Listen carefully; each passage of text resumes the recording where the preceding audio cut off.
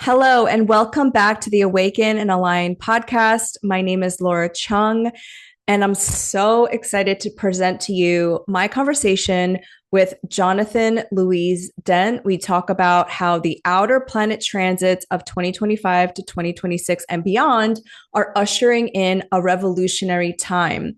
We also talk about how you can use astrology to meet this moment. But before I get to introducing Jonathan, there are so many ways you can support my work. The first is with your engagement. You can subscribe to the YouTube channel, the podcast, and you can review, you can rate, you can comment, you can like, you can share. That is the easiest and free 99 way to support my work so that other people can find it. The second way is if you want to go deeper and get additional astrological forecasts and predictions, you can be a member of my Patreon. And third, I am teaching Astrology 101 for beginners in the fall. And there's a little form you can fill out because I want to gauge accessibility. And so if you're interested in that, you can look in the description box down below and everything is there for you. Okay, so Jonathan, some of you might recognize his tweets, his threads, his words, and on his Instagram because he shares a lot of astrological knowledge. But many of you might have not have seen his face and how he delineates the astrology of our time. But that's why I'm so excited for you to listen to our conversation because it's almost 2 hours long.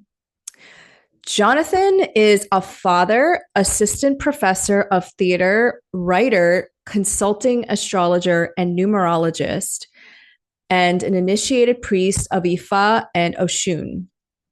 He weaves ancestral wisdom with astro-numerological insight to support clients in navigating both personal transformation and collective shifts. With a rich background in theater and performance, Jonathan's writing lives at the intersection of mysticism, politics, and the depth of the human experience. Without further ado, here's my conversation with Jonathan. Hi, Jonathan. Welcome to the podcast, Awaken and Align. Thank you so much for having me. I'm happy to be here. So, we've been talking for a couple months now, right? Yeah, we have. And changing ideas. And I am a huge fan of you and your work and your words. And I'm so grateful that you're here and sharing space with us. So thank you so much.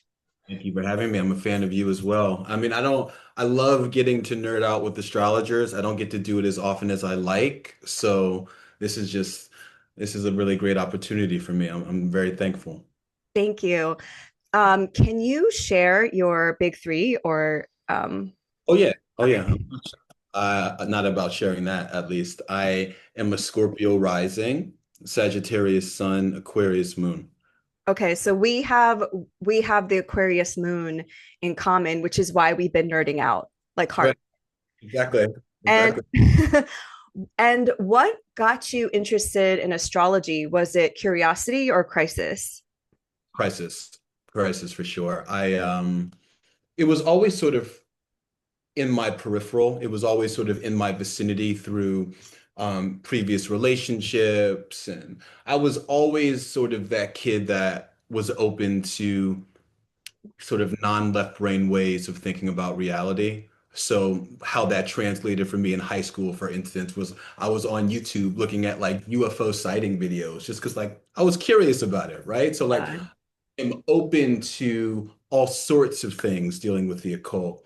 Mhm. And when I graduated high school, I went through a bit of a personal crisis moment, like a lot of fresh graduates do. Like, what am I going to do with my life? What is my purpose? What am I here to do? All sorts of things.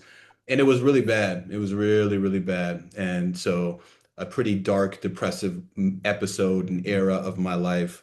And a dear friend of mine gifted me a session with an astrologer in New York.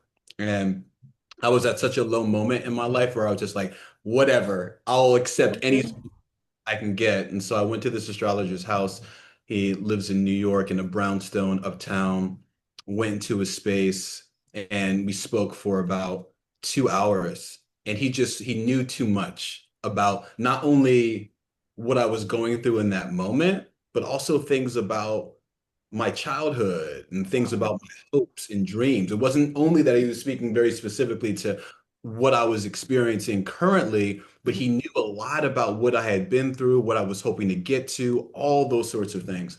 And I guess it's the Sag in me. Mhm. It's certainly because not only my Scorpio rising, but my Pluto's in Scorpio, my Mercury's in Scorpio, my Venus Mhm. is in Scorpio. And I know you're in the Hellenistic tradition as well. Yes. So planetary joy schemes, my Mercury's rejoicing in the first house. So I Right. love sort of falling down rabbit holes of Mhm. the taboo, of the occult. So Mhm. once I was presented with all this information, it was just like, all right, how do you know this? So I came into it sort of as a skeptic, sort of like, what was this wizardry that I just experienced?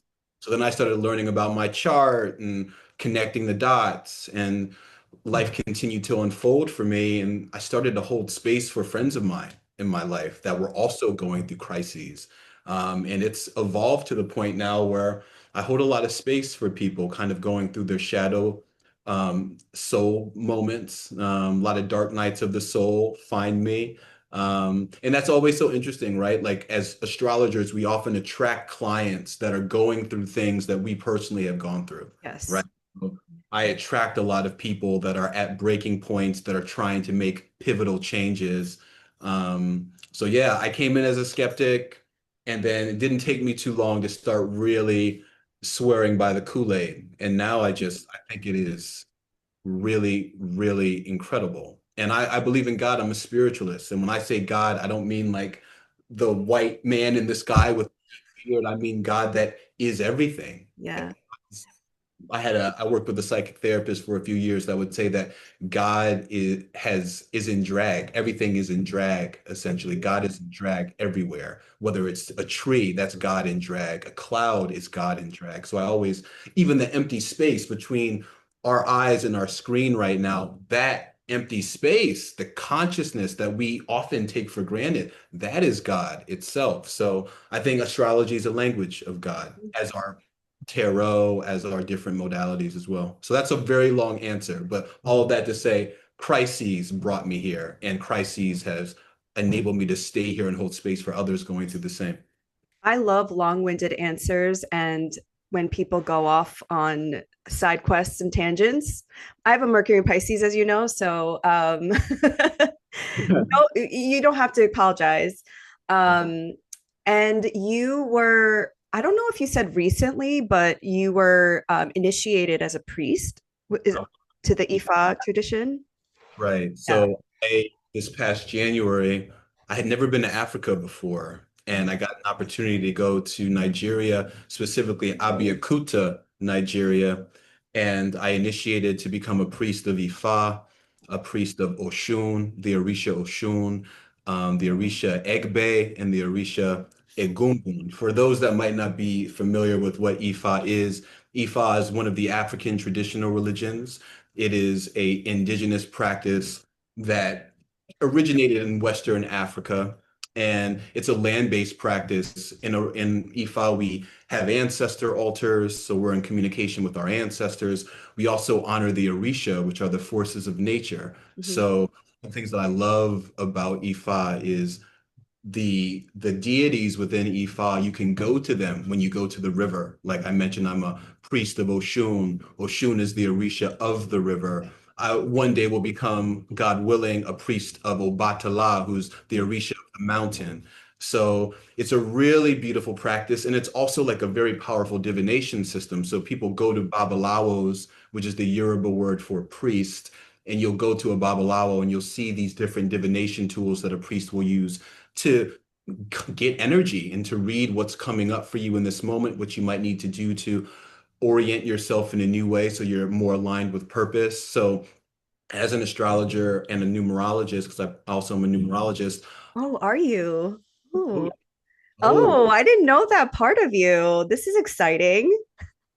so becoming an initiate in Ifa was I had multiple sort of intentions behind it. Not only was I trying to deepen my own spiritual practice, but also as a reader and as a space holder, I look forward to the day of being able to like be competent enough within Ifá to be able to use that system to also give insight to people as well. Yeah, I was going to ask you if you saw any parallels to that religion and Western astrology. Because Mm, I've thought about like Yemeya as Neptune uh, and what is the one with up with the wind? Oya. Oya is like, do you yes, think Oya? in the marketplace and Yeah, the sort of current that flows through things. yeah. So do you think Oya is like Mercury or Uranus or So is there there is like a parallel? yeah, there's an Orisha called Eshu, Hmm. and you'll hear people that practice hoodoo and voodoo, which is a version of Ifa. When slaves were brought across the Atlantic, Ifa became Santeria in Cuba, Right, right. Candomblé in Brazil, in America became voodoo. And all of these things have their sort of, darker propaganda, Mhm. but that's just a new way of trying to like take our power away from Right, us. right. But to your point about, well, who is the sort of corollary for Mercury? Mhm. Eshu, the Orisha of the crossroads, is the communicator, the trickster. Oh, So, you know okay. how people often say in astrology that Yeah. Mercury is not like a malefic and a benefic. It kind of like is neutral. It can act Yeah. as that's Eshu. It's like the divine trickster Oh. go to open up Mhm. good communication. And to be perfectly honest with you, before this call, I have my issue sitting right here, and I went to issue. I asked that the way be opened up for smooth communication, for honesty, for revelation. I know we're going to be talking about Uranus a little bit, so Yeah. revelation is something that I'm thinking about. But yeah, and while I was in Abeokuta in January, my Baba, my teacher that brought me over there, he took me to see his Baba, and we traveled to Oyo State in Nigeria. And his Baba is not only a Babalawo for decades and decades, but he's also a practicing astrologer. So he was talking to me about sort of the legacy of the Babalawo, the Ifa priest, who not only is using this profound ancient wisdom and system from Africa, but also using that in conjunction with wisdom from the stars, and how he was basically saying they're one and the same, you know? So Yes. that was really exciting for me for sure. Wow. Thank you for sharing all this. I think it's really important for us to, as astrologers, to also like lean into our indigenous like Mm. cosmologies because obviously we learned Western astrology, which has its roots in like ancient Babylon, Mesopotamia, which is current day like Iraq and Iran. Um, and so I do think that bringing in our own mythology and lore into our practice just gives it so much more grounding. And so I really appreciate you like connecting those dots. And Yeah. it's just really exciting, you know? I appreciate you for asking. Thank you for giving me the opportunity to speak about it. It's not something I share and talk about very much online yet. So this feels a little bit like a coming out in a certain way. But Yeah. with Uranus freshly into my eighth house, where I have Gemini, and with the things going on with Saturn, Neptune, that's happening in my sixth house, I'm feeling sort of this like divine call to show up in a new way. That we've been talking about that already, with kind of the collective call to action that we're all feeling. So it's Right. all divine timing, as all. All divine timing. So what have you been kind of thinking about, meditating about with all of these outer planet transits? Mm. I know there's a lot because we've been brainstorming for months. I mean, I think if I were to distill it down to one word, it is revolution. You Mhm. know, what does it mean to be living in a time of revolution? To be specific about these, what's so interesting and pivotal about this particular moment, this particular year, is we have the four outer planets. They have all changed signs. So the first one being last November, Pluto moves into Aquarius for good. It had been dancing back and forth between Aquarius and Capricorn. Now that Pluto's in Aquarius last November, it's there for the next 20 years.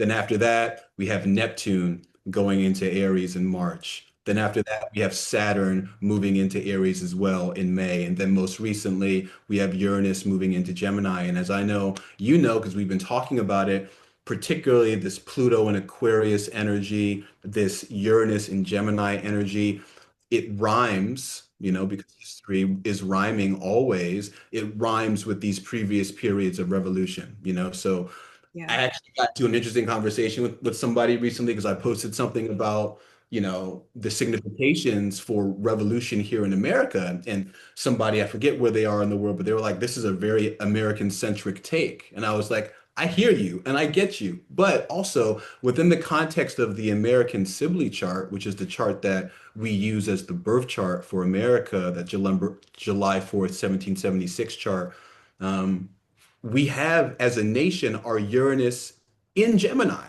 So Yeah. that's part of the reason why every 84 years, when Uranus transits and returns to the sign of Gemini, here in this country specifically, it's a major period of war. The previous times being the Revolutionary War, the Civil War, World War II, most recently in the 1940s. And now that Uranus has returned back, it's going to be in Gemini. I mean, it's going to go back for a little bit. It's going to retrograde, but it's here essentially until 2033. So these next 8 years, it's a time of revolution. So I think a lot about what does that mean in actuality? Yeah. I was just going to ask you, what's your definition of a revolution? Old systems dying and something being born anew from it. Mhm. But because you think about the Revolutionary War, the Civil War, right? You have the North. I mean, that's Revolutionary War. You have us breaking free from the monarch, right? Breaking free from England. So literally that old system, that old way of being, you have the collective in this country rising up and saying, no, we want to have our own individual identity. Then you have 84 years later, the North battling against the South for the soul of this nation, essentially. Right. When I think about everything that's happening now with this maniac who's in our Oval Office and all the things that they are doing, because all the writing was on the wall. Anybody that had read Project 25 knew that, like, oh, they are going to really be coming for education, housing. They're going to like not even be trying to hide the fact anymore that we are trying to give tax breaks to the rich, punish the poor, all of that. But now that it's undeniable now. Um, there are all of the ingredients around us for a revolution, but what does it actually look like to do it? So I think a lot about, and I have a lot of conversations in my own personal life. I hold a lot of space with clients for, well, what does that mean in our own individual lives? I think a lot of people can recognize that like something needs to change, right? Late stage capitalism is around us, the decay of it. We are in Rome burning essentially.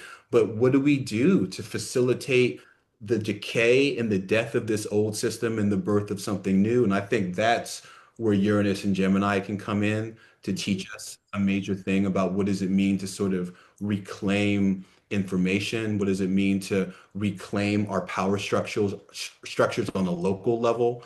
So I've been thinking a lot about that. So revolution, and then as I zoom into revolution, what does that mean on the ground level of our lives? I think it means what you see happening in LA, for instance. You see people, communities in there saying, we see what ICE is doing. We're going to build coalitions and task forces on a community level, not waiting for the police to do it, not waiting for our local governments to do it, but we as citizens doing it, So these are some of the things that I've been cooking on and thinking about, and it's all sort of accelerated and the urgency of it and the stakes are higher because I have a little boy, I have a 2.5-year-old, so I can't afford to be back-footed Mhm. about this because when I look at him, I think about the world he's inheriting and I owe it to him.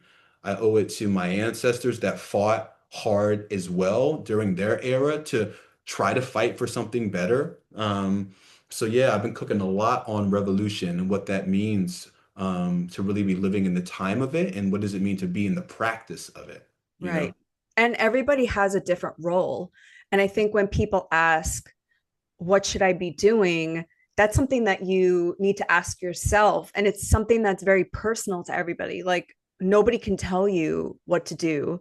You have to do what is in your capacity and in your skill set. And I think that goes back to all that Aries energy we had in the last like 2 years with the nodes, right? North node in Aries and South node in Libra and the eclipses and Saturn and Neptune now. It is really looking at, why don't you think you are worthy of more, or like just basic human rights? Why Mhm. don't you think that you have the power within you to be the leader that we've been waiting for? Like no politician, celebrity, anybody is going to save us. Voting is not going to save us. So what is that piece of you that you're kind of like sitting on, um, that like you can start to cultivate during this time? Yeah, and now that those nodes have shifted out of that Libra Aries axis into the Virgo Pisces axis, I know we sort of talked about this in one of our recent conversations, how that a major signifier of that is stepping into spiritual gifts. Mm-hmm. What does it mean to be stepping into spiritual power?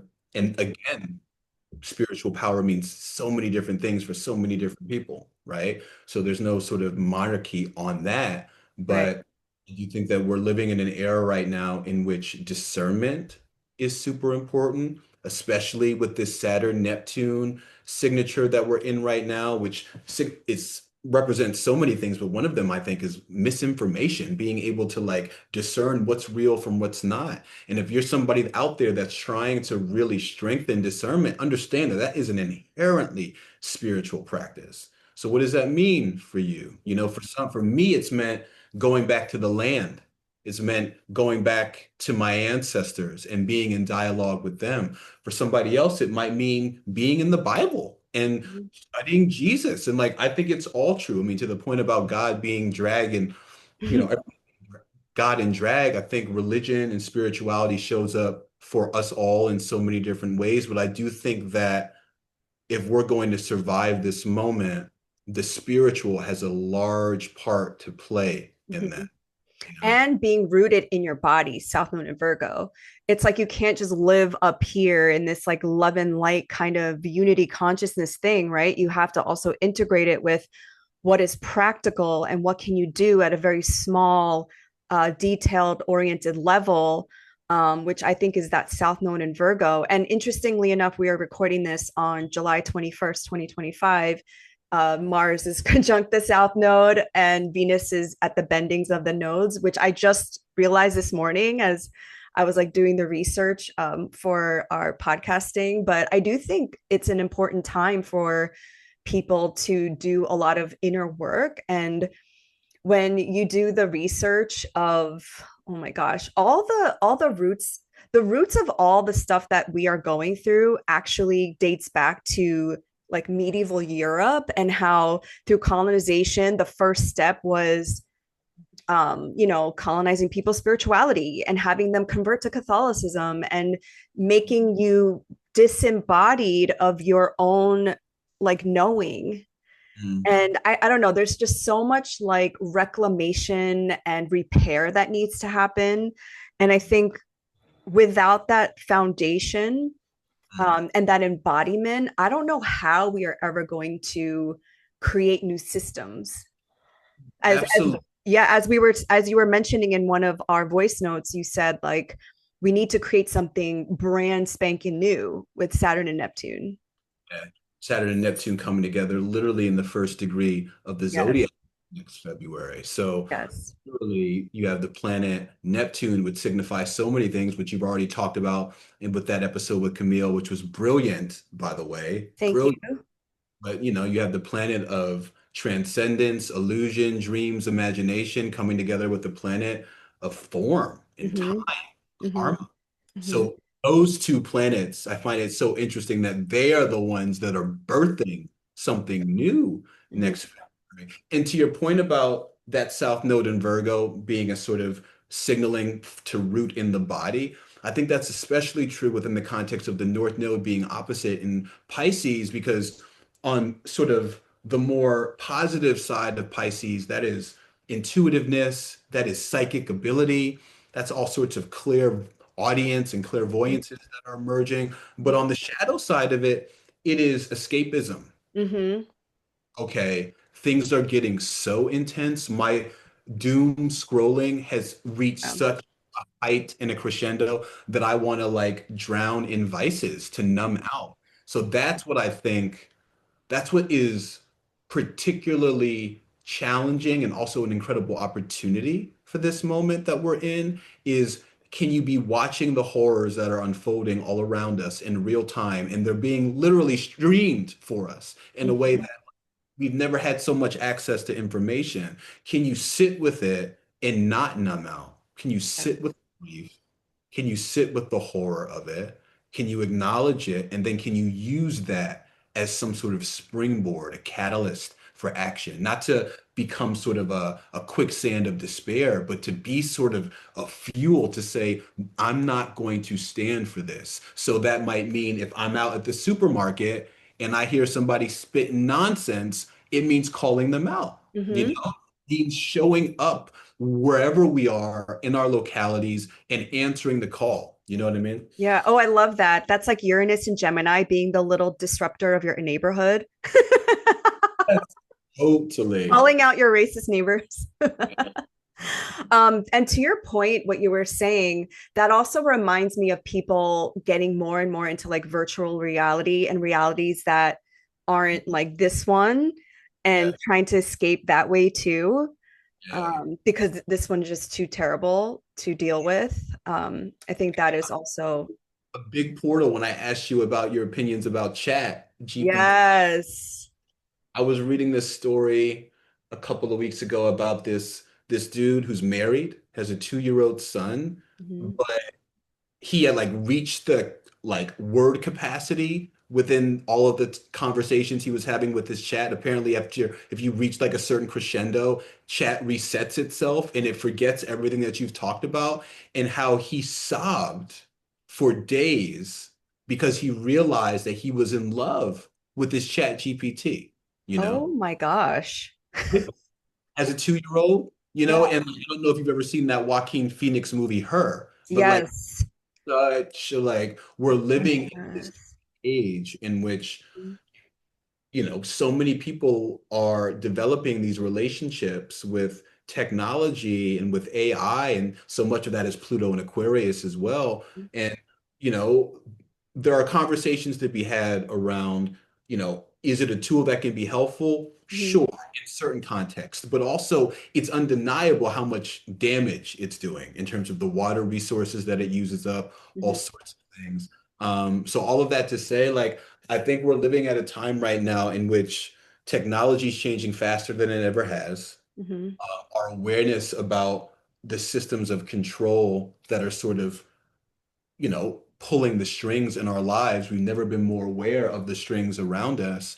So, how can we use the information around us to not feel overwhelmed by it, but to like create some sort of new network Mhm. of, action and mobilizing around, because I think about like the lack of reporting by corporate media on what's happening in Gaza, Mhm. right? But then also thinking about how you have all these people on using social media to report on the ground over there. Like Mhm. that's so Uranus and Gemini to It me. is. Like reclaim our our voices and Mhm. the information that we have, and I've been falling down the rabbit hole of what we experience with Uranus and Taurus these past couple of years, and we can talk about that in a bit. But I'm Yeah. excited. I think, I don't know, the thing about it is like I think it'd be scarier to be living at a time right now in which all of these things that are happening we are aware of and there weren't signs of decay. That's a more frightening reality to me. The Mhm. fact we can see the dam breaking, Yeah. me hope that like, okay, what an Mhm. incredible era to be a part of, that we can like see this dam break and then build it anew in a way that is not rooted in colonial thought, and Yeah.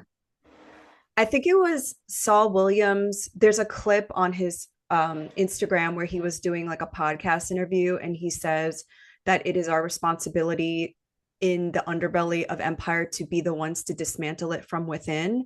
And then when you think about like the Pluto return of the United States, and you think about like the death rattle we've talked about, and the extinction burst in psychology, and all of these experts talking about how the Zionist project is coming to an end. When you put all those things together, there, like you said, there are signs that it's at its death rattle.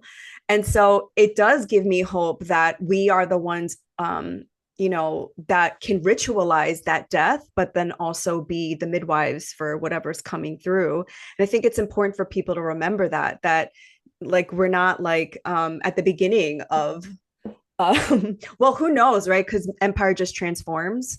Mm. But I do think we have a personal responsibility as we're in the belly of the beast. Um, but actually, this is a good time to transition, and we can spend like a little bit of time on each outer planet and like the research that we found and some like late predictions. So, do you want to start with Uranus in Gemini since it's the one Yeah. that was recent? So Uranus, first, let's just even talk about the significations of Uranus, right? So Uranus is a planet that's associated with disruption, Mm-hmm, revolution, mm-hmm. change, revelation. It's linked to in innovation as well, And right? discovery. Discoveries, Yeah. exactly. And electricity, like Mhm. specific. And I think about Uranus on an individual level being like that bolt of lightning, that realization, like that aha moment. And I was doing some research, like I was saying, around Uranus and Taurus these past 7, 8 years that I was moving through Taurus, Taurus being a sign of money, food, comfort. Mhm. And I don't think there's any coincidence that during Uranus's transit through Taurus, we saw major changes with banking, with like things like cryptocurrency. Do you Yeah. see Bitcoin. Mhm. Bitcoin? Literally. I mean, like if you go back 8 years ago and ask people, did you think that Bitcoin was ever going to reach, I don't know what it's at. I think it's like at 110,000 Yeah. these ridiculous. Like, but again, it's like this disruptor coming in, trying to break apart sort of like this old guard way of like banks controlling everything, Mhm. right? Yeah. Um, Also, I was falling down the rabbit hole of like Airbnbs, right? Mhm. Mhm. Comfort of the home. In these last like 10 years or so, you've seen Airbnbs like really sort of skyrocket. Mhm. Also, just like the mass proliferation of people using like delivery services for their food, That's right? true. Yeah. DoorDashes of the world, the Uber Eats of the world, people getting their food delivered to them. So Uranus seems to be a planet that gives the individual the opportunity to reclaim Mhm. something. Yeah. And so within Gemini, Gemini being a sign all about information, multiplicity, diversity of ideas. So again, I think this is going to be an era in which we as individuals will need to reclaim the information that we are holding as truth or not truth, right? Mhm. And then historically, like I've already mentioned, when you look at the periods of time in which Uranus has been in Gemini, it has rhymed with what historians would all agree, I would imagine, the three most important wars in American history, Yeah. Revolutionary War, Civil War, and World War II. And Mhm. now that we're in this day and age, the writings on the wall. I don't know what war means now, how it's going to show up now, but I do think that it's here in some capacity. At least it has to be. Like it has to be.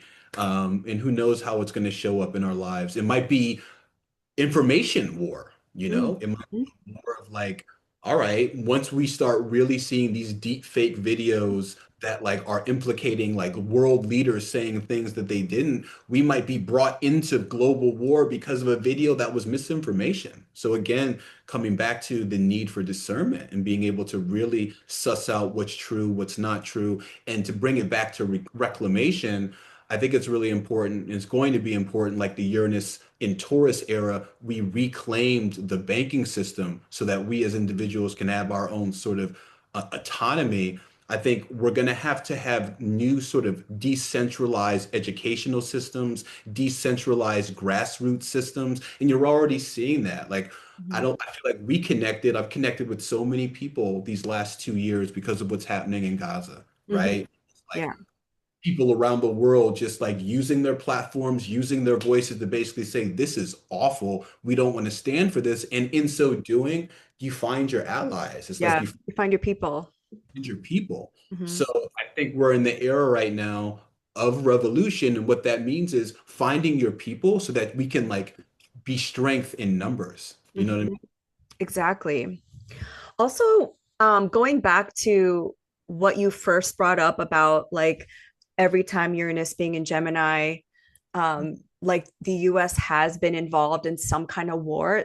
And that person, whoever said that's a very American thing to say, but the United States also has Mars in Gemini, which is co-present with that Uranus, which those two is like war. It's like firearms. It's always being like rooted in some kind of conflict.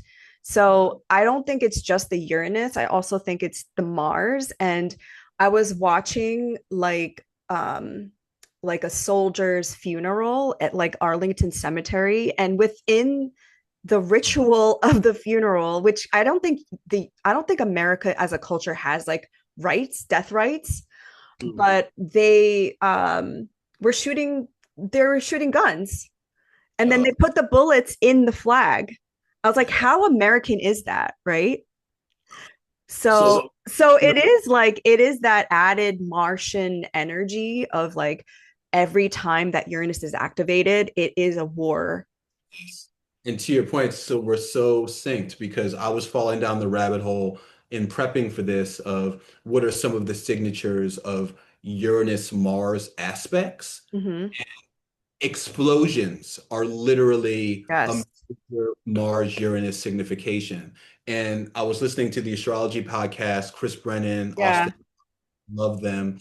And they were talking about like how interesting it is that one of the things that we as a nation do on, our Independence Day as we celebrate the birth of this nation is just like we set off Fireworks. fireworks. And Yeah.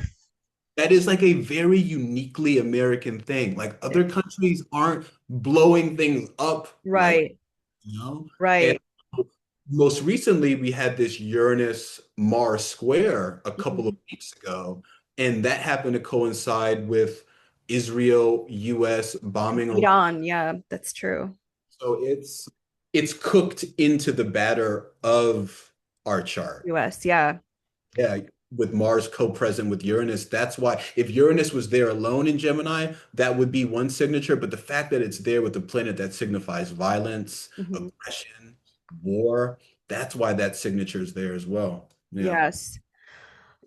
Every Uranus and Gemini transit um has been about war and also invention and like innovation, and changes of communication, and the way that those three things are so interconnected, because it's almost like, oh, we have this new weapon of mass destruction, let's use it in this war, like the atomic bomb, and then how they broadcast and use media as a way for propaganda is then also embedded. So I think it's interesting knowing that, and now in this moment, right? And how I was just talking to my friends about how Stephen Colbert's show got canceled because he was basically making a joke about how the parent company of CBS just settled their lawsuit with Trump. And that is how fascism works. You just start to censor people. And so that I saw that as it was like the day that Mercury stationed retrograde and working in tandem with that Uranus and Gemini, I was like, oh, okay, I think this is what we're going to see more of. But then as a result of that, a new breakthrough in the way that we receive news might appear, right? Because it's the liberation, it's the freedom, it's the disruption of media. I mean, yeah, I mean, Uranus really does signify invention. And because Gemini deals with information, inventions around how we communicate. I mean, I feel like the document that we've been kind of adding to and that you shared with me, doesn't it speak about Morse code Yes. being invented in a Uranus Yes. and Gemini transit? So, yeah, like while living in an era of so much radical technological advances happening every day around us, it's exciting to think about what sort of implications that has for these next 8 years in terms of how we might be inventing new ways of giving information out to each other, you Mhm. know? So you believe that we're going to be in a war no matter what. Mhm.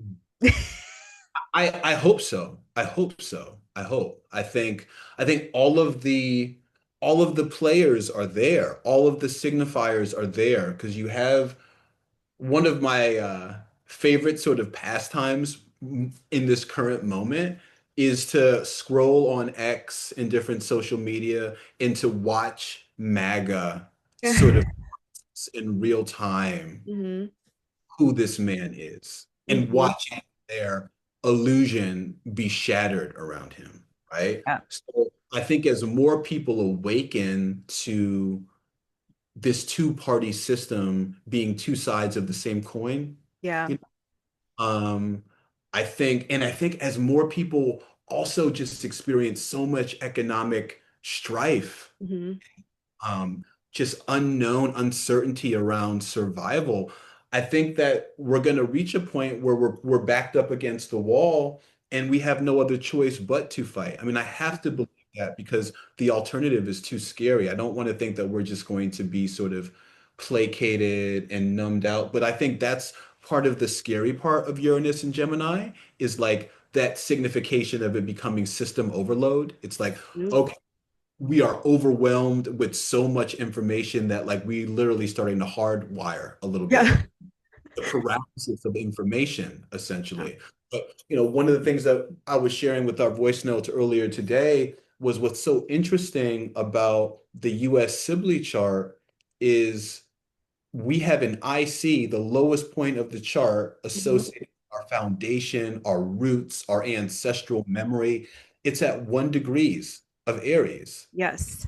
The MC, which is always opposite the IC, is in 1 degrees of Libra. And that's very interesting in and of itself, Yeah. right? I could share the chart. And we'd love to do that. I prepared it.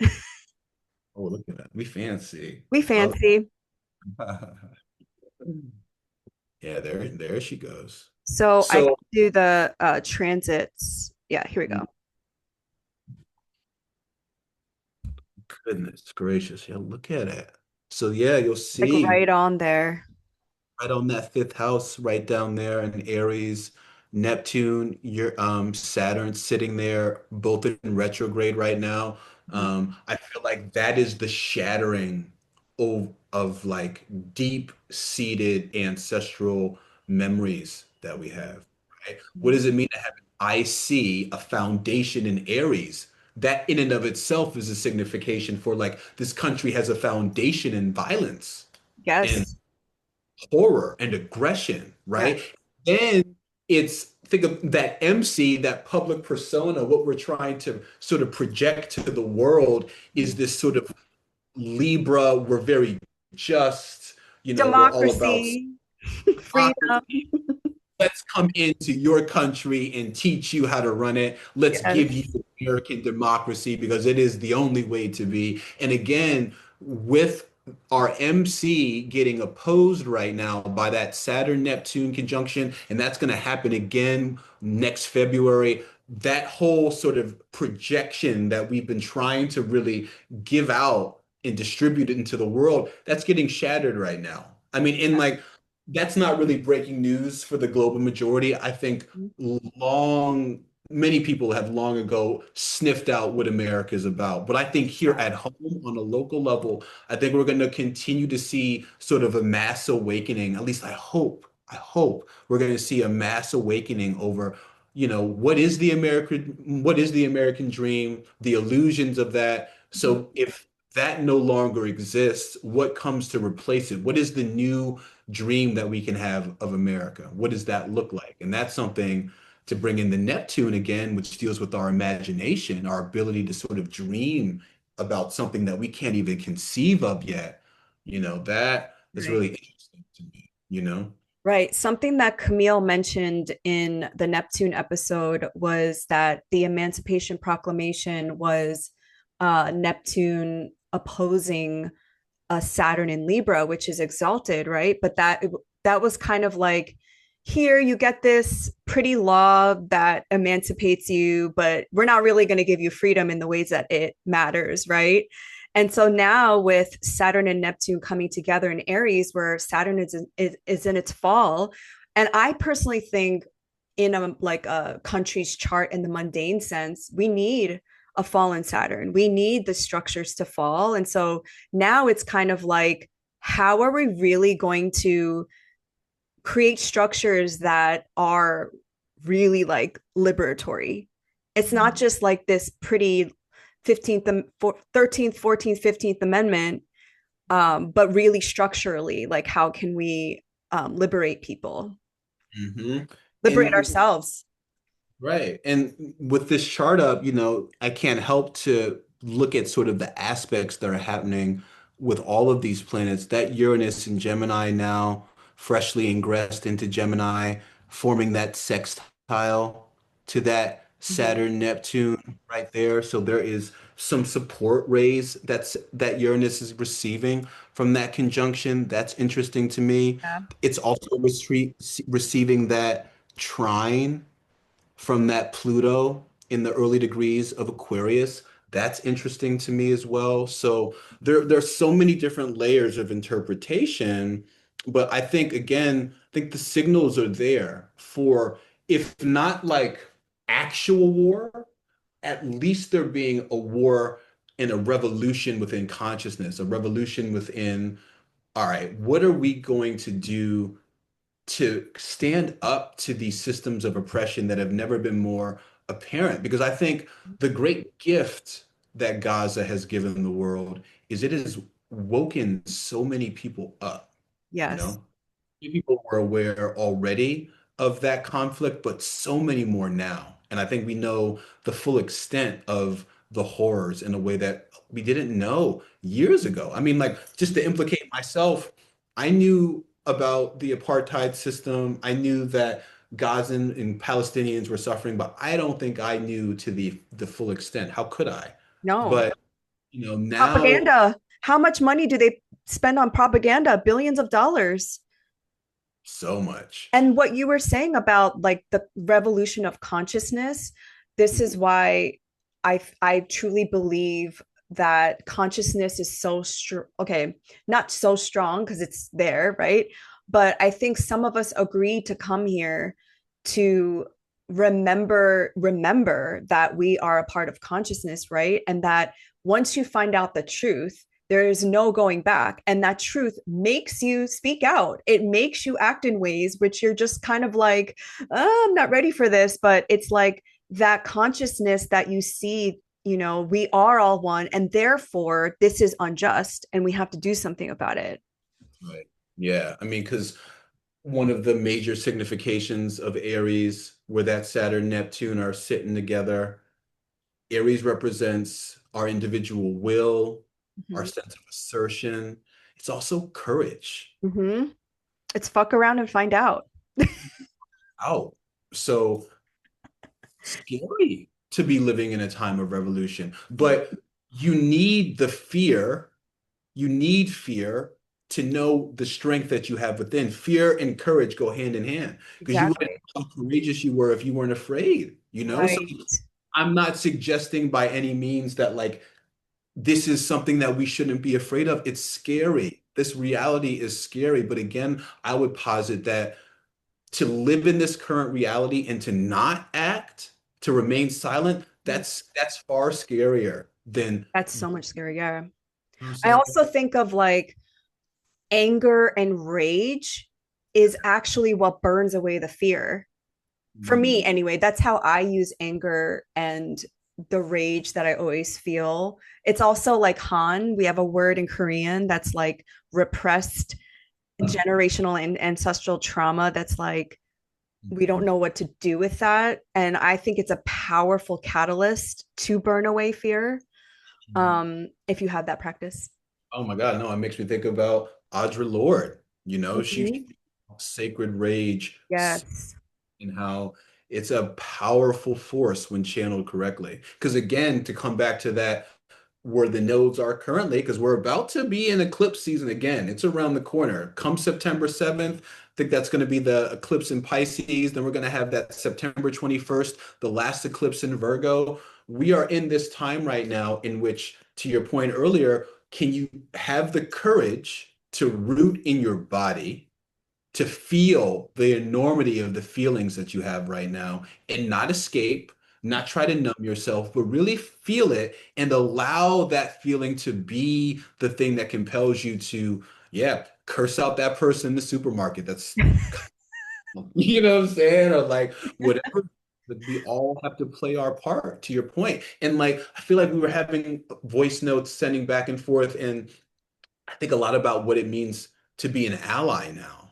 And Yes. we're talking a lot about, or you were saying something that really struck a chord with me when you were saying, talking about like people that have been avoiding family members, right? Oh, yeah. Want to go to the Thanksgiving dinner because I don't want to hear my uncle who voted for Trump, or I don't want to be around my grandmother who is a Zion, whatever it might be, right? And how that impulse is actually not the vibe right now. What we need is like all hands on deck. And what Yeah. that means is showing up and having the conversations that might be uncomfortable. So your family is held accountable so that they know that Mhm. despite having those thoughts, that they have a family member that is on the Right. complete other end of the spectrum, because it's Right. important to show up, you know, especially within our family, within our local communities. You know? And that's the uncomfortable leaning into the discomfort that everybody keeps talking about. It's not sexy, it's very local. And I think that I believe that you're missing a opportunity to plant seeds personally. And I believe we were incarnated in these family systems for a reason. Of That's course, right. it's not fun. You want to go hang out with your racist uncle? Of course not. Like, who wants to do that? But I feel like that's your role. That could be your role. Right. And the thing is, it's one of the things I love so much about astrology. It's just like there are sort of infinite layers of interpretation. There's so many different timelines happening at the same time. So while talking about Uranus, and yes, Uranus can be a disruptor, the quickness of revolution and revelation, all that energy is happening while Saturn and Neptune are doing their thing in Aries. And Saturn teaches us the power of like showing up every day and Yeah. like toiling and working towards it. So I think it's important to also put that message out that like what we're being asked to do right now, what we're being asked to sort of destroy and build anew does not happen overnight. And I doubt people think that, but it's coming up for me. So it feels important to Yeah. say we're going to be in this fight for a while. There's no Mhm. quick fix to this No. because this imperialism, this nation that we're in right now, the tentacles that it has sort of stretched out all over the world, it's going to take a while to pull them back, to retract them, and to create something else, and to like even just get the trust back Mhm. of the global majority, you know? Right. Exactly. Um, do you feel good about leaving Uranus right now? Do you have so we kind of talked about predictions, right? Yeah. Like technological advances, war, and Yeah. etc. Okay, so you want to go to Neptune? Yeah. Let's go to Neptune. Okay. Hmm. So as obviously I love Neptune because my sun is squared Neptune and it's in my first house. I so just to share a little bit, I had my first astrology reading with a white man. Mm, mm, And I noticed that mm, white men specifically, and also like white astrologers, think of Neptune as malefic. So mm, this was like the genesis of Camille and I's episode because I think Neptune inherently is a global majority planet. yes, that's And right. it's also anti capitalist. it's non-linear, it's non-binary, it's just like the fog and the mist. And I think the ways in which Neptune is used by the oppressor is to put a veil of American exceptionalism and white supremacy and, making us forget who we really are. And so it's interesting that the US Sibley chart, if you're using the Sibley chart, Neptune in Virgo at the top in the 10th house is that like what the US is known for, right? The American dream. Yeah. And George Carlin, the comedian, said you have to be asleep basically to believe in the American dream. And so I think it's the global majority reclaiming Neptune, our spiritual practices, who we really are at our essence, and kind of being like, ew, white supremacy. Like, who would want to be white? Why would you want to have a culture that's morally bankrupt, right? And like just steals? And also, because ultimately, I think what happens to the global majority is through colonization, we forgot like who we really are. That's It's right. like it's like yeah, it's just a forgetting. Yeah, it is. I mean, I I'm in an interesting Neptunian moment which I've shared with you. So I'm in a third house annual perfection year because of my Mhm. age. And in my third house, I have Neptune Dude, right. at the second degree of Capricorn. Mm-hmm. So I'm with Neptune now in the early degrees of Aries. I'm going through my first Neptune square. Um, Fun. fun, fun. And Pluto in Aquarius is squaring my Pluto in the early degrees of Scorpio. So a Neptune square, Pluto square is just like all the changes happening all at once simultaneously. And I would agree wholeheartedly with everything that you just said. And I would just add that my entry point, or one of my entry points into Neptune, is transcendence. Mm-hmm. So to your point about, you know, within the American context of it being sort of this like American exceptionalism and this sort of white supremacist viewpoint, what does it mean as Black, Brown, Indigenous people, non-white folks? What does it mean to transcend sort of the conventions and the paradigms that have been shoved down our throats living here? And what does that look like in practice? So to implicate myself personally, that has meant going back to like an indigenous way of thinking about spirituality, going back to the land, going back to my ancestors, thinking about and being in dialogue with not just the Orisha, but because the thing about me is like I am a bit of a spiritual nomad. I jam with them all. I have a tad of Ganesha on my heart. I was down drinking ayahuasca with the Shipibo Indians, and this is not to flex. This is just I've been on a bit of a sacred quest for God Mm-hmm. for a long time. Of course, Sag. Exactly, right? Like Sag shoot life. arrow, like where you at, God? Where you at, God? And I think Neptune has is a bit of a bridge and it can be a portal to divine revelation, to divine experience. And I think with Neptune and Saturn coming together Mhm. in the first degree of the zodiac next February, with the nodes in Virgo and Pisces right now, I think we're living at a time of actual revolution, but also spiritual revolution as well, you know? Yes. And I think that that's exciting to me. It's again like Saturn and Neptune in Aries, Aries also being the sign of the individual self. I think we're living in a moment. What is spiritual revolution besides just a radical sort of departure on who you think you are? Mm-hmm. Awaken, another Neptune signifier, awakening to like, oh, we are all connected. You know what I'm saying? Like, I might be in a separate body, you might be in a separate body, but like these are just external costumes. What we really are is like the flow of air connecting all that is. So, yeah, I think there are going to be illusions shattered around the individual self.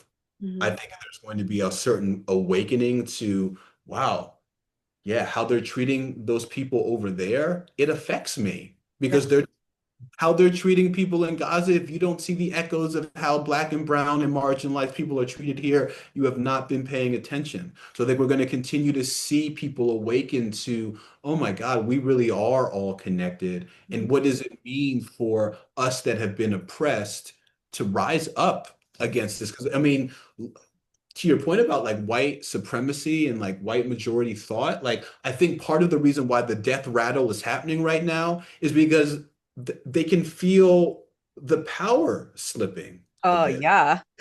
Oh, so it's just like the last sort of like attempt to hold on to control. Mm-hmm. These oligarchs are going crazy right now and trying to hold on to as much power as they can, but you can only hold on for so long. You're going to be overwhelmed by the masses. And I believe that in my core, you know? Yes. Actually, this is a Pluto and Aquarius thing, but by 2045, the white people in the US will be a minority, which I think they kind of already are. But that's the end of the Pluto and Aquarius transit. So I think they know that. And so, America, the US is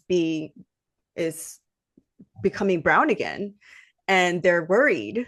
So, That's why you have like, it's no coincidence that you have organizations like ICE getting all mhm, trying to like kick people out, shore up the borders, all these sort of gross immigration policies. It's all bullshit. You yes, can't what's coming. This land, it's again, Rome is burning, Rome is falling. And I think we as a global majority, we as the oppressed, I think the more and more we can sort of, again, Uranus and Gemini with Neptune and Saturn, the more that we can create new ways of building coalition with one another, showing up truly in solidarity with one another. That's how we get through this. That's how we weather this storm. And that's how we, because it's going to require the collective imagination to birth something new. It's not something that we can do as individuals. It's going to require everybody to really imagine something that doesn't still have the vestiges of this imperialist world that is crumbling around us, you know? right. It's like what you focus on expands. And so, Right. can enough of us get on the same page of what we're co creating? And because we need creativity to imagine ourselves out of these systems. So, and in order for us to be creative, we have to feel safe in our bodies, Mm. and slow down enough to be in that like flow, in the flow state. This is Oh, a concept in Buddhism that I love that basically all of our lives are culminating towards the final thought that we think when we die. Like the whole sort of spiritual evolution that we're on in this life is that when you leave your body, can you think a good thought? Because if you leave your body and you have regret or fear or angst weighing you down, you're going to come back and you're going to have to answer for that. Your karma no. gripping with that. And I think Yeah. that's a profound thought within the context of we're watching this system die. And I think there's something to be said about how can we watch this system die and have it die a good death, a death Mhm. that like we can actually learn from it and not just like strangle it and just like fuck imperialism. It has nothing to like. Yeah. Now, how can we watch it pass in a way? How can we be good doulas for this? Yes. So that as it transitions from this into something else, it has left its body thinking a good thought so that it can inform what we're going to create next. Because if it's all about us killing this in a violent way, we're going to birth something equally violent, even if That's we so don't, true. you know? Like actually giving it, like I said, a death ritual. Yes. Like all of our indigenous cultures had that. And we give offerings, we allow it to transcend the spirit of it, allow it to go, right? Like, yeah, That's right. That's right. that's such a good point. I didn't think about that because I'm just like, die. Yeah, I mean, like, and I get why, because, like, like, it's like saying to the slave master, Oh, you rebel and you take the life of your slave owner, slave master. Yeah, have like be compassionate, have him die. No, no, no, you just run his yeah. list and have him die because he's done so much horrific things to your family, your ancestors. That's why, again, though, again, coming back to the spiritual. Like it requires a deep spiritual reservoir within Hmm. to have been through atrocity, to be subjugated to all the sort of horrors that we have, and still know that it's important that this dying imperialism around us die a good death so that it can form something new. I think, and like, I just want to say, like, I'm not there yet. I know. Like, I know. We're naming it, but we're not there yet. yeah, but like that's my spiritual work. That's what I'm striving Yeah. to. Because we're still human, Because I think about what, which I believe spiritually, we are all connected, and that includes Zionists, and that includes Benjamin Milikowski and Donald Trump. And so, how can I get to that place of what you just said? And I'm not there yet. It's because if everything is God in drag, Hmm. They are also God. everything is God in drag. And so, like, that's a hard one to really sit Yeah. with. It really is. And when I've gotten my most angry about what's been happening over there in Gaza or in Sudan or in Congo, all the places of the world that are screaming for help. Mhm. I've talked to some of my spiritual mentors and I've been like, where is God in this? Like, Mhm. how is this be allowed to happen? And Mhm. they always tell me that like God isn't just in the babies that are crying or the devastation. God is in everything in that image. God is on the earth that they're on, that's holding them up. God is in the air that they're breathing. God will be the force that welcomes them when they transition out of their bodies and wakes them up from the dream and says, I know that was scary. Welcome home. So, like, yeah, Neptune, to bring it back to Neptune, Neptune is the planet that sort of transcends rational thought. Mhm. So, I think there's something to be said about where we're being asked to go. That's why it taps into the imagination because it's in the land of our dreams. It's in the place of the nonverbal, you know. Right. You know? Hmm. Yeah, and actually, I mean, maybe this is more of a Pluto conversation, but you bringing up death, like this, for a lot of people in Islam, like this is not the end. Death is just a continuation. Yeah. So if you're not afraid of death because you know that your spirit, your soul continues on, then then um dying or being martyred is just, I don't know what that is, but it's not in our human judgment to say like who is good or bad. And I know you probably have felt this too. I mean, one of the great gifts that the people of Palestine have given me these last couple of years is really a front row seat towards what it means to have like rock steady faith. Mm-hmm. Just for them to have been going through what they've been going through, not just these last couple of years, but since the 1940s, Yeah. right? For them to have been just hmm, devastated in all the ways that you can be devastated and still have the faith that they have in their God. Still, I saw an image the other day of a man that starved to death, um, and left his body with a smile on his face. And like that's what I mean. Like there is a strength and a fortification that spirit gives us that few other things can. And I think what we have in store these next couple of years to answer your question about prediction, and I'm not a fear monger. Like I'm not one of those astrologers.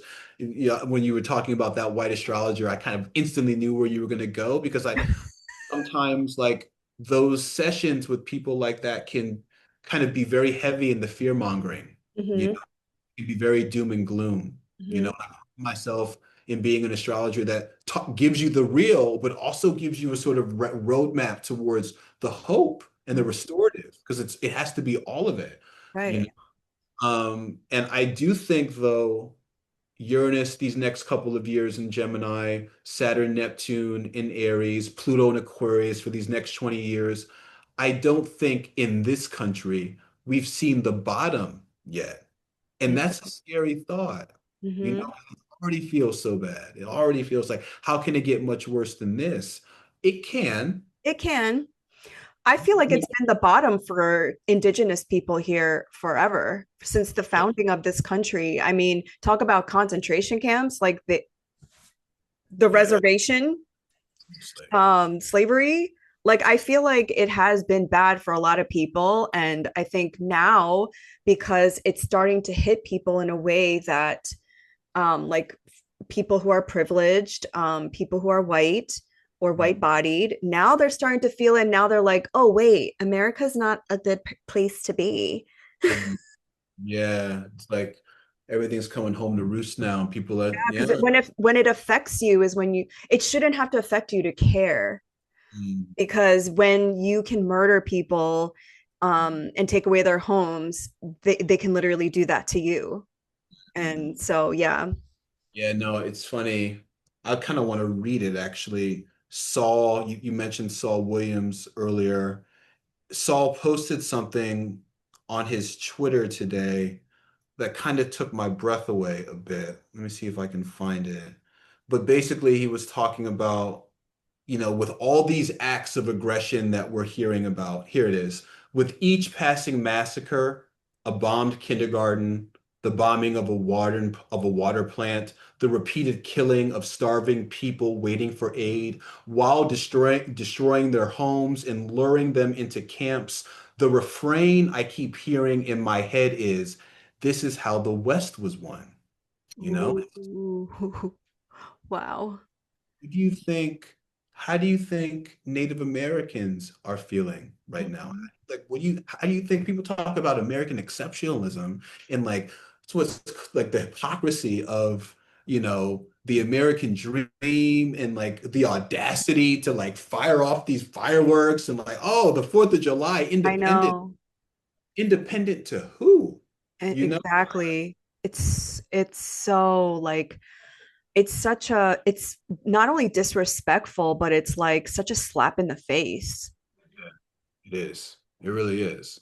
Um, so I do think that, to bring in a Saturn word, the Mhm. karma of this nation is coming, and Yeah. our karmic debts that this nation has to pay. Mhm. And You know, reparations and land back. that's That's right. really what Saturn to Mhm. me would represent. And think about that, literally, that Saturn Neptune on America's IC, right? So like Yes. the karmic debt of like, how did you get this land? All right, let's answer for this now. And how did you build up your wealth that literally is not was not like your from your own labor. Mm, You like kidnapped people from another continent and brought them to this land because they were engineers and farmers and they knew how to grow rice and they knew how and then you brainwash them into thinking that they were less than human. You know what I mean? Like they didn't just like steal like random people. They knew where to go. They knew like the parts of Africa that also, had the same kind of like crops. mm, for sure. So I don't know. I think it's just yeah, the more I talk about this, the more it just makes my like blood boil. Yes. Yeah, that rage. It's sacred. You should feel it.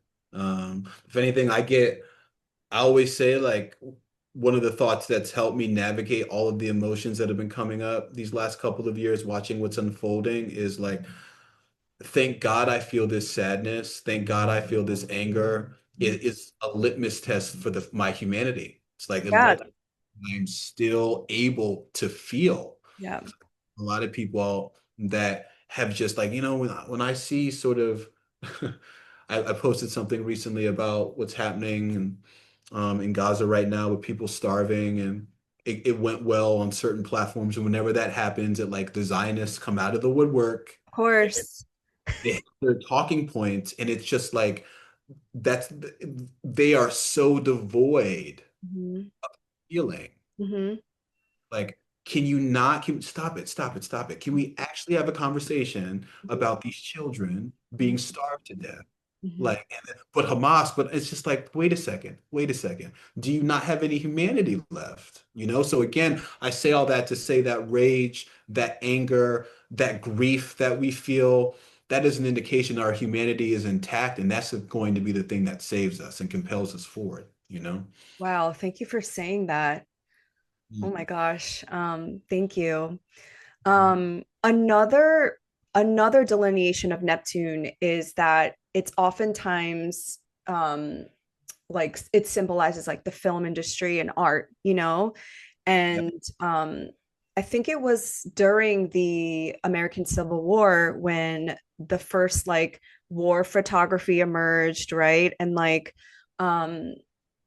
now in this Neptune in Aries, I was sharing with you on a voice note that I think that's also what's going to be another revolution of like us reclaiming our stories, us reclaiming our myths and our folklore and our, there is a myth to the United States and it's false. And so how can we then also reclaim ours as people of the global majority? Oh, I love that you said that. I mean, you know my chart a little bit, so you know I have that Mars in Pisces and Jupiter in Pisces in the fifth Yes. house. What I do outside of this is I'm a theater professor at a small liberal arts in Western Mass. So this is what I do with my students often. It's like help them sort of reclaim their own mythos, Mm-hmm. help them reclaim their own narrative. And yeah, I mean, I haven't seen Superman yet, but it Yeah.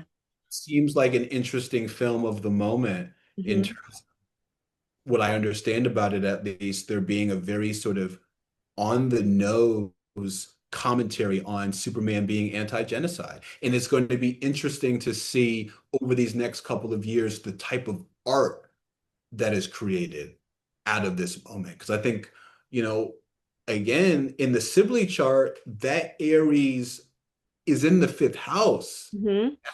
I see it. So that Saturn, Neptune, that birthing that's happening next February, the fifth house is tied into that. In the fifth Yes. house of creative self-expression, Mm-hmm. among other things. So I think part of the revolution, artists, the dreamers, the ones that are dealing with the visual, are going to be playing mighty, mighty roles in sort of the reimagining that we have to do, you know, Yeah. because you've already seen like how much propaganda has this country extorted around our films, you know? Mm-hmm. And Yes. you think that we're living in an era right now in which, as that shatters, we're going to be telling different stories. And I think those stories are going to be centering on the marginalized, the oppressed. We're going to be the ones telling the stories, you know? And it'll be interesting to see how that happens within, you know, corporate studios and all those sorts of things. I mean, to your point about, you know, Colbert being canceled, right? Like we're living in fascism, so you're going to continue to see the death rattle of all of these industries trying to like strangle the voices of the marginalized. But again, I think we're going to see an overwhelming sort of rise up of the thespians in this nation and the creatives and the dreamers and the visual artists and the painters and the sculptors using their art to tell the story of liberation and revolution, you know? Yes, I love that. And I noticed that right when Saturn and Neptune entered Aries, Ryan Coogler's movie came out, A The Sinners. Did you watch it? couple times. Yeah. Couple. Yeah. And I think like just his contract alone, how he was able to own his own art too. I think that's important.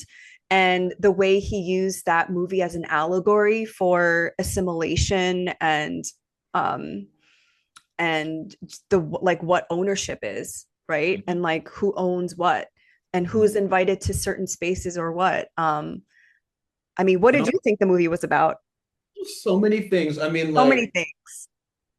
I gotta say, as a recent initiate to Ifá, I came out of that movie feeling like woo woo because it's not lost on me, not, you know, to spoil it for anybody that hasn't seen it, but one of the climaxes of the film takes place in a river in which you have these sort of vampires It's true.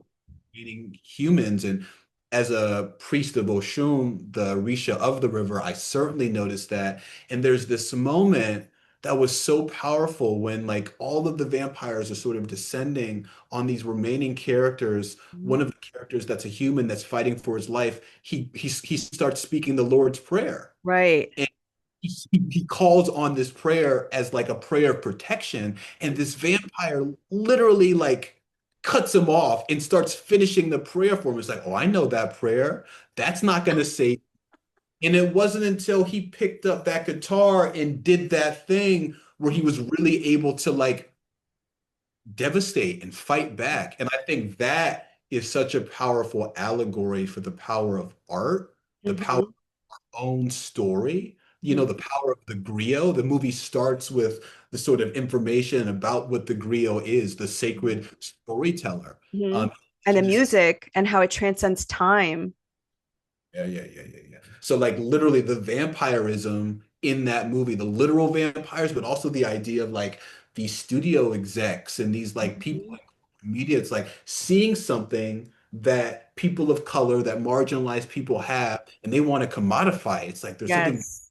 attractive about our stories, but they can't take it because it's not theirs, it's ours. And the more that we can awaken to our power is our own story, not somebody else's story, but our own story. That's our voice, that's our power. That gives me chills, you know. I think it's really, really dope. But Whoa, I just love what you just said. mm, That is Neptune and Aries. yeah, yeah. When we can own our stories because it's not theirs, so they can't take it. And the more they try to take it and whitewash it and like extract it, it doesn't have the same energy. It doesn't have like the same frequency, which is why the Irish vampire um wanted what was that guitarist name, the character yeah, he wanted to bite him so badly.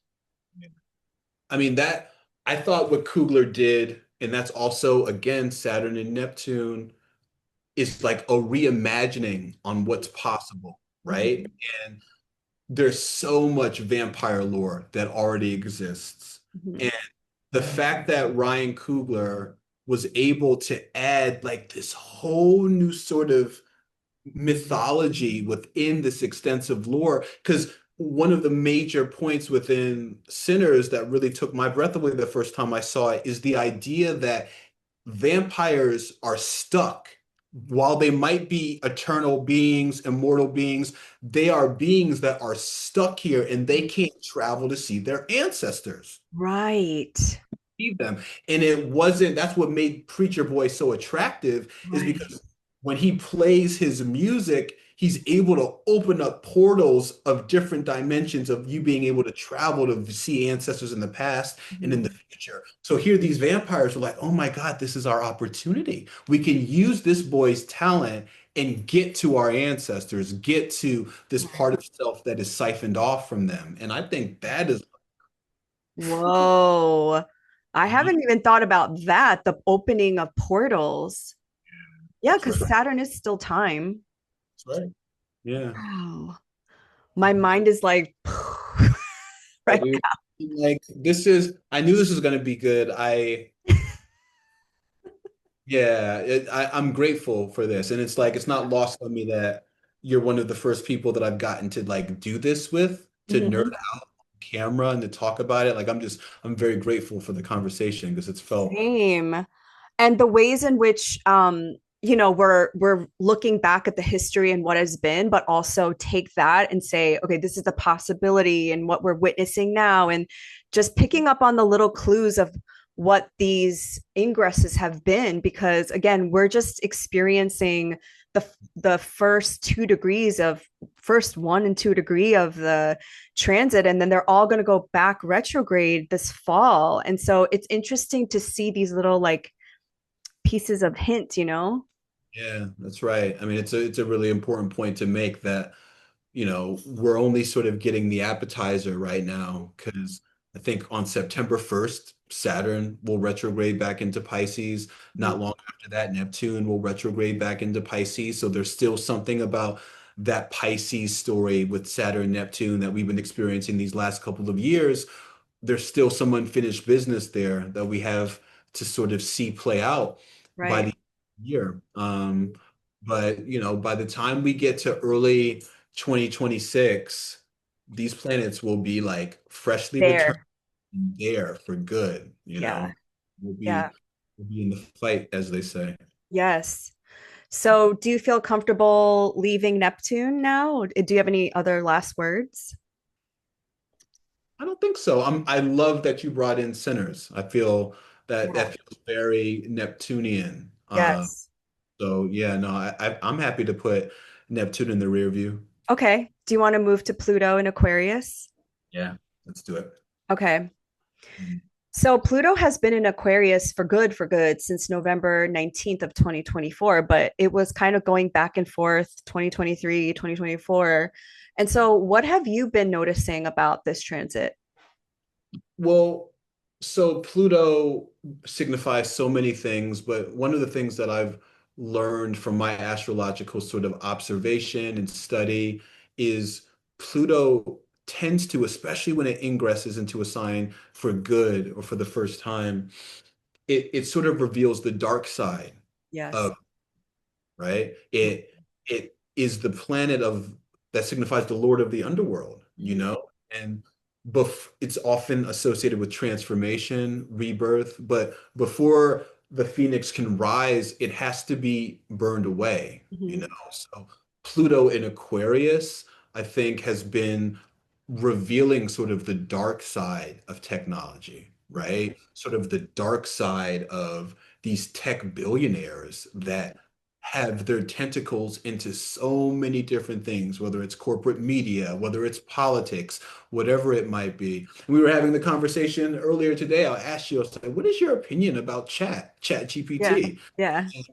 I think one of the dark sides of chat is not only is it eroding intellectual vigor and rigor, but it's the harms that it's doing to the planet that we're on in terms of the resources and whatnot. So I think Pluto and Aquarius is revealing the dark side of how we can use technology to sort of um, siphon off our ability to dream and imagine solutions for ourselves. We can get lazy with technology, you know?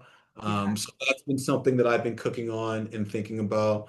Um, Also, Pluto and Aquarius rhymes historically with times of revolution as well. So that's what makes it like there are so many signifiers because it's not just Uranus and Gemini, it's the fact that Pluto was in Aquarius as well.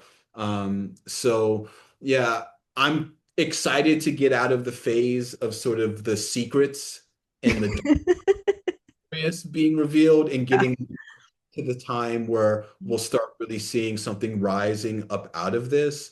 Mhm. But yeah, Pluto and Aquarius for me, again, I think mostly about AI and the infiltration of it. And, it was interesting when Pluto ingressed into Aquarius for good last November, there were so many sort of AI scientists and people that are Mhm. like in the forefront in that community talking about how like this technology in their models has been predicted to like it's like literally the Matrix playing out. Like there Yes. will come a time in which they will become these technologies, these supercomputers will become too smart, too advanced, and once they start understanding how to communicate with each other, that's a scary prospect for us, you Mhm. know? So like there is a timeline in the Pluto and Aquarius um timeline that we're living out that, we might be staring down our own annihilation. I mean, that's as dark as it gets, Mhm. but I do think it's in play. And I think that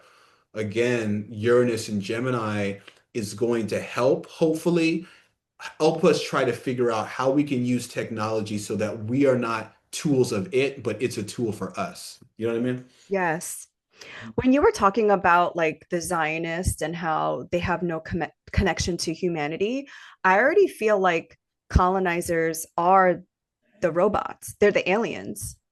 Because if you think about people who can go to a land and like pillage, rape and pillage the land and the people and not have any sort of reverence for like the ecology or human life, then you are already AI. You are already that. So I feel like it's already happening. Right. That's right.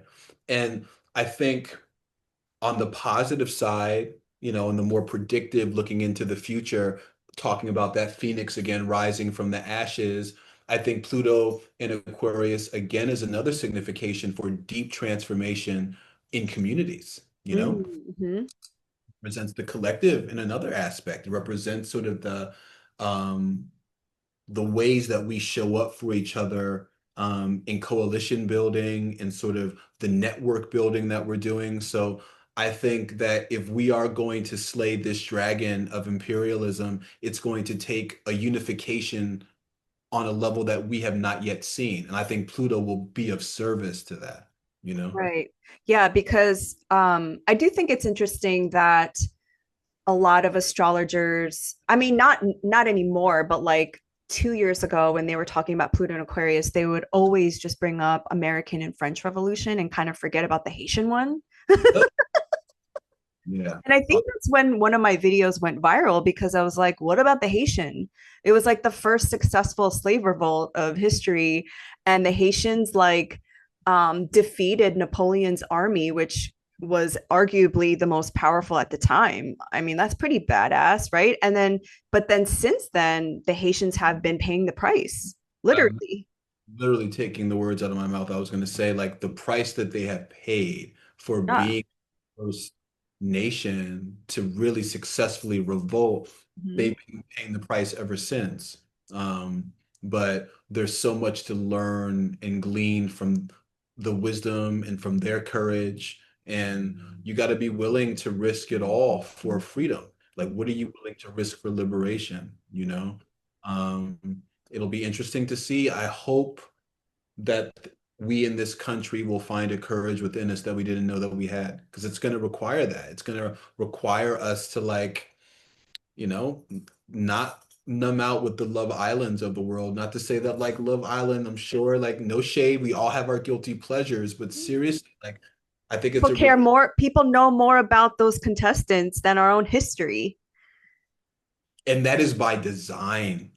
That there is like a very concerted effort to feed us those sorts of things. They don't want us online learning about these sorts of things, and like that's why they're banning books and like Mhm. trying to like really rewrite history quite literally, Yeah. so information itself is going to become like the currency of revolution, and how we reclaim it, how we don't allow them to gaslight us, all of that, you know? Yeah.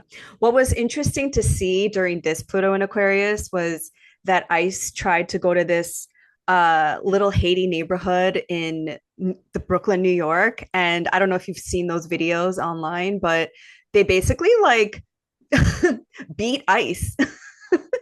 Like all these Haitians like flooded the street. And I was like, okay, this is like Haitian Revolution 2.0. Let's go. I mean, yeah, I've seen videos. I think I've seen videos of people out, obviously out in LA doing that. There was somewhere Mhm. else in West. It's Yeah. gonna require that. It's gonna require, Yes. like, And LA has Pluto at 4 degrees of Aquarius. So LA is going through its Pluto return. I did not know that. Yeah. Really? 4 degrees. Yes, at 4 degrees. So next year it will be the exact return. Mm-hmm. And I forgot, can you look at the chart? Not to put you on the spot, but they were talking about it on the astrology podcast. The Sibley chart? No, look at the chart for July 4th next year, Okay.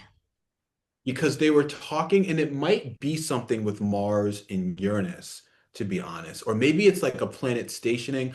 I'm curious what is in that chart because I forgot what they were talking about specifically, but I just remember them like deep diving it for a second, and we're just like, oh Jesus, we're gonna have to talk about this a lot during the year ahead forecast for 2026, because there are just significations in the chart that would suggest that, like, again, as we're celebrating the like independence of this country, that there are going to be some things coming home to roost.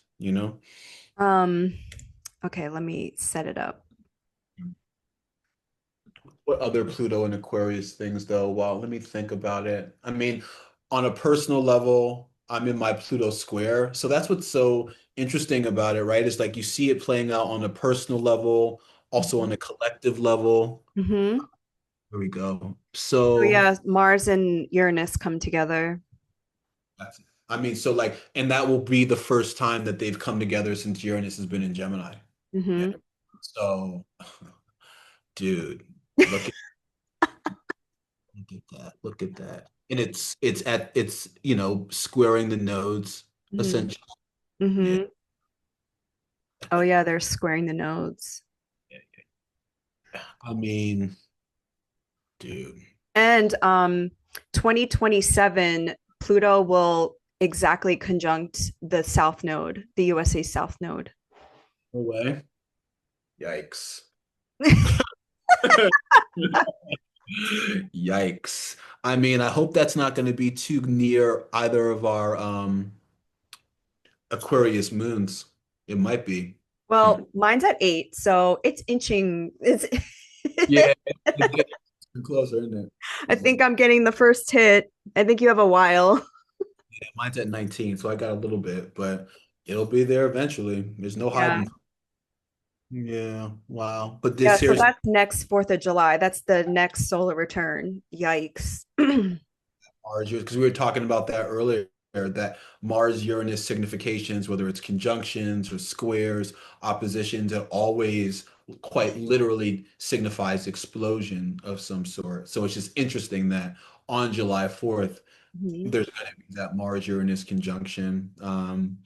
Yeah, that'll be explosive to say the least, probably. Yeah. I mean, in terms of like what kind of war, I think it's going to be both. I think it's going to be foreign and internal, I think, personally. That's what I think. yeah. Where can I ask you a personal question? Like, where within all of this, everything that we've been talking about, and within your own personal journey, where do you go to sort of tap into hope or Mhm. sort of the strength to just keep showing up, if you know what I mean?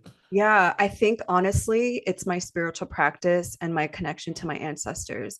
And I think if you don't have either one of those, you won't understand what I'm saying because it's something that is so um I don't even want to say it's grounding because you're working with ethereal realms, right? It's like something that you can't see, but it's something that I feel very deeply. And so I've I've always been spiritual. I've unfortunately been raised in the Christian church, but have since like I have no denomination now. I just have a very deep connection to my spirituality, which is connected to my ancestors. And so anytime I feel afraid or I feel lost or like I'm confused, I do my practice. I sit, I light a candle, I speak to my ancestors, I go to my altar. Here, I'm in LA right now, which is where my maternal grandmother is buried. And on the full moon in Capricorn, I felt very called to go and just talk to her. And I just feel like centered. I feel like, my grandparents lived through occupation. They've lived through genocide. And so they've survived something that I feel it's my honor and my duty to then show up in the biggest way that I can right now. And then I think about the people in Gaza and Palestine and what you said, like their devotion to Allah and their spirituality is so strong that I'm just like, there has to be something there, right? Like That's right. that brings us back to our source. Yeah. Such a beautiful answer. Thank you. I mean, to bring it back to Sinners, if you can't tell, I'm obsessed with that movie. I'm obsessed. We can do a whole other episode on that if you want. But if you remember, so Preacher Boy, the one that has the singer, the blues man, the young boy in that movie, he has an incredible voice. He has so much talent, and the first time that he performs in the juke joint that night, he kind of, you could feel his like sheepishness. He's a Mhm. bit shy and reserved. He kind of didn't have the courage to like really sing out because, it's a vulnerable thing to do. Yeah. And it was the elder bluesman that was on stage that was already playing that was just like, tell them who you are, tell them where you're from. And Hmm. so he found his voice by literally invoking his story. He was like, I'm Yeah. preacher boy, I'm a sharecropper. These are my people. And he started, and like that's what the blues is. That's what the griot is like, what does it mean again to reclaim your own story? And I love that answer around talking to your ancestors and sort of reflecting on what they've been through Mhm. and recognizing that, well, shit, if I come from people that had their backs up against the wall, were facing just like impossible odds, but they survived Mhm. and they birthed me or led to the birth. Like these people are in us. So it's our duty. It's how you honor them to like, you don't think your grandparents faced moments of hopelessness, despair? Of course, it's part of the human condition. But again, you don't know, like I was saying earlier, you don't know how much courage you have if you don't feel the fear. You don't know how much sort of faith you have until your faith is tested, you Mhm. know?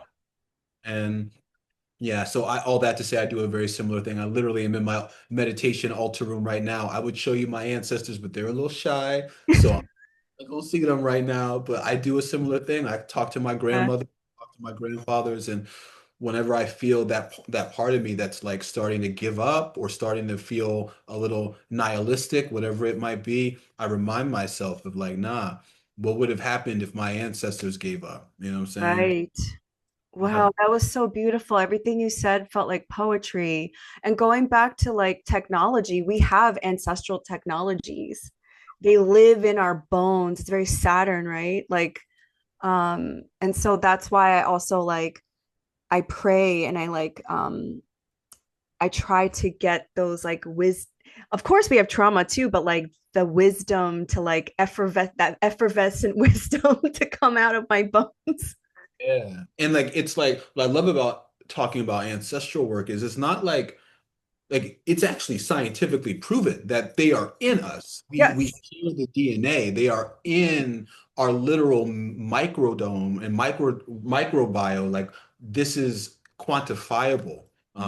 So if you have ancestors within you that were able to transcend Neptune and work through all sorts of impossible odds, that's in you.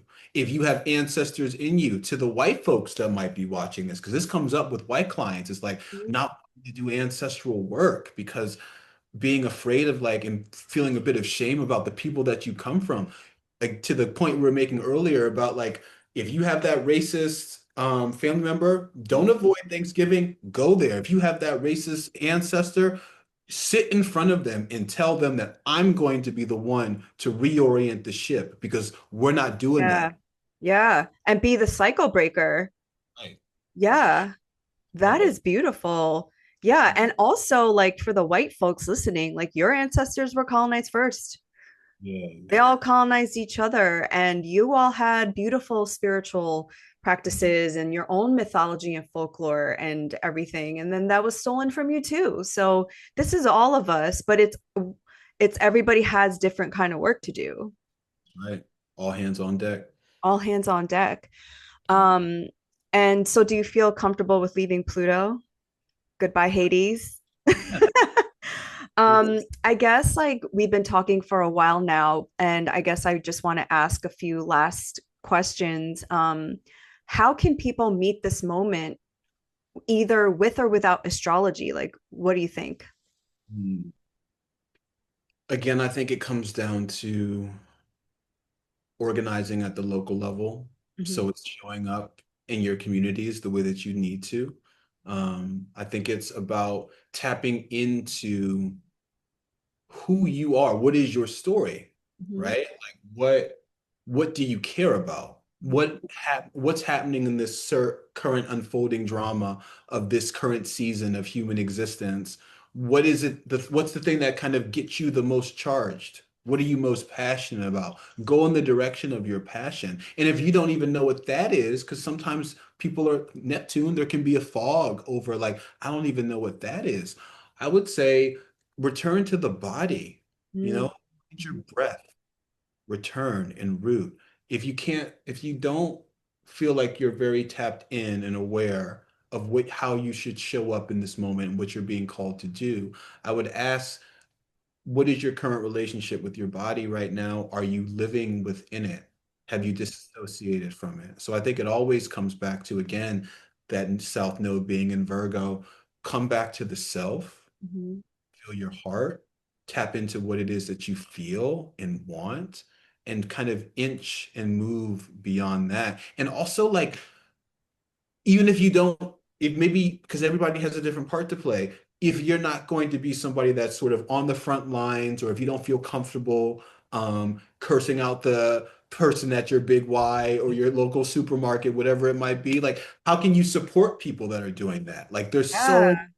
things that you can do. Mhm. But what I would say is, what I would kind of encourage people to do is, I think this moment is not, it's not asking for passivity. It's asking for something forward.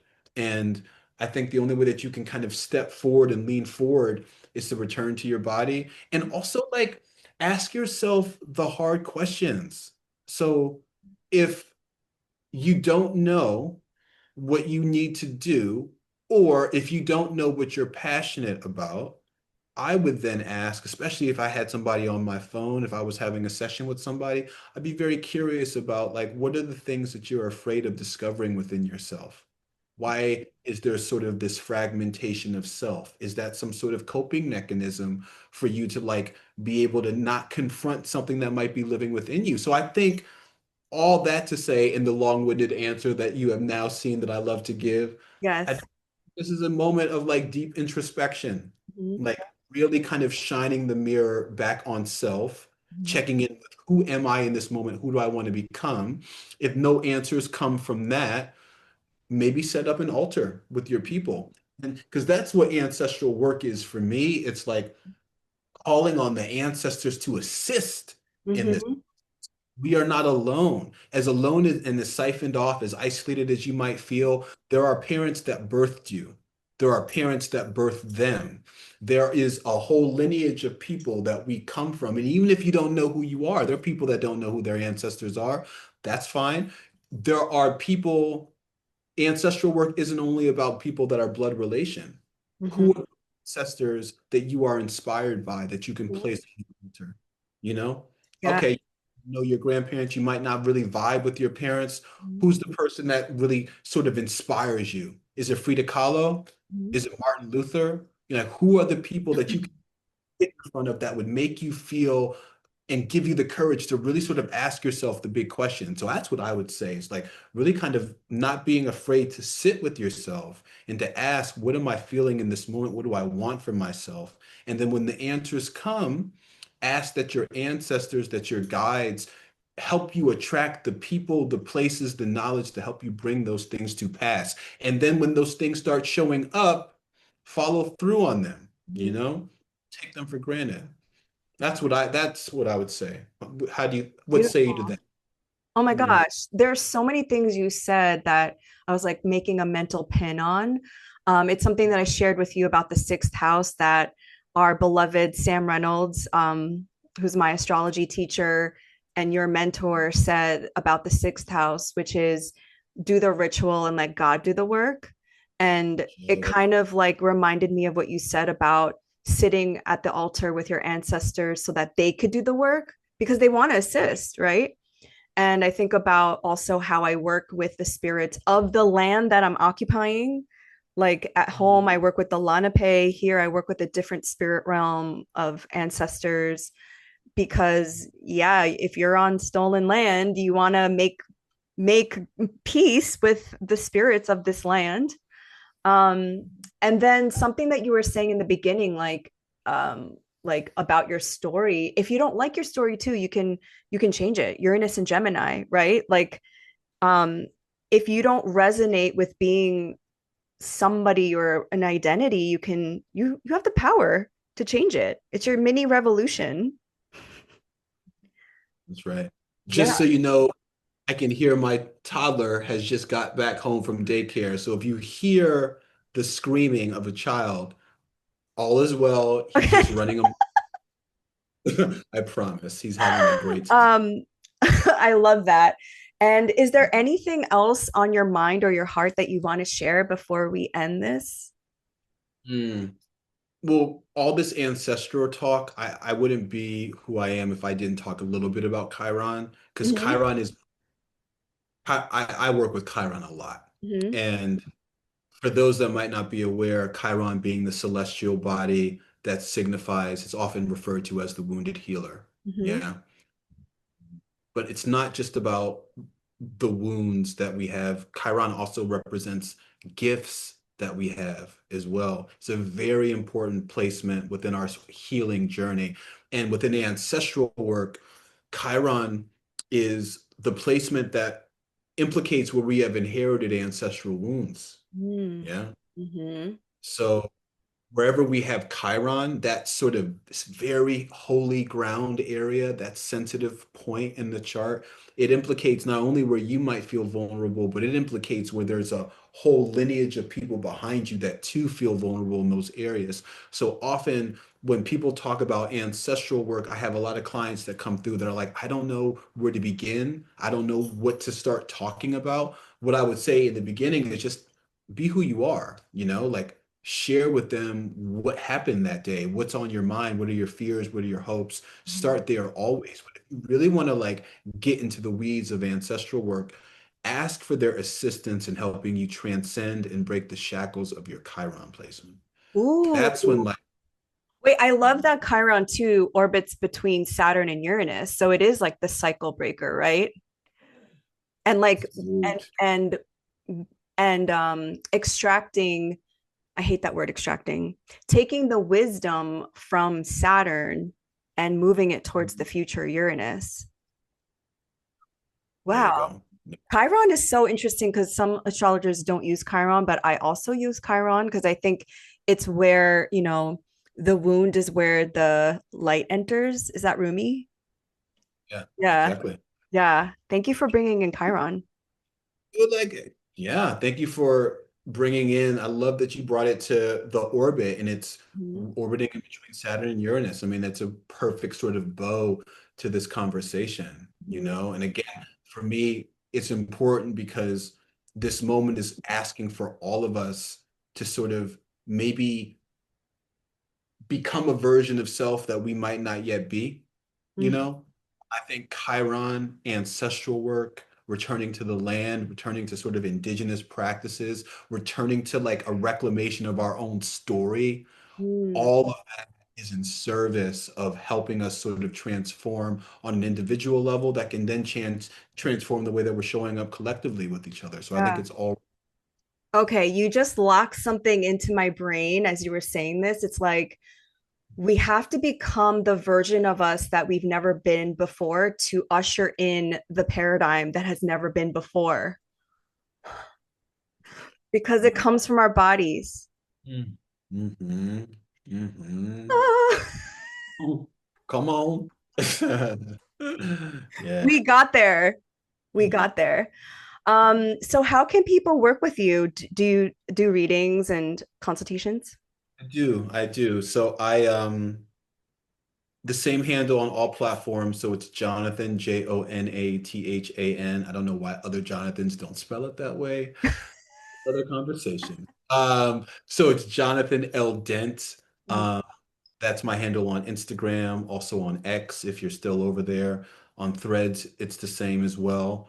And that's my website as well. So www.jonathanldent.com. I Mhm. do consultations. And yeah, I'm getting to the point now. We were talking a little bit before recording, but I'm feeling sort of the push to start showing up in a different way again, becoming a different version of self. Mhm. So there will be more content coming in the future. I don't know what form that will be, but this feels like this conversation kind of has given me the reassurance that I do have a lot to say. You have And so much to say. That's why I'm like, we've almost been talking for 2 hours straight. which is like such a gift. Thank you for your time and your wisdom. But it's like so um it's just I feel very grateful that I get to hear your thoughts kind of working in real time because I read your threads and I think they're wonderful, but it's also just like amazing to hear like the roots of where all of this comes from. Shay, no, I thank you for the opportunity. It's not lost on me. I don't take it for granted. So thank you for like reaching out. And I can tell that we're about to be Astro homies. So I know that we're going to continue to, Obviously.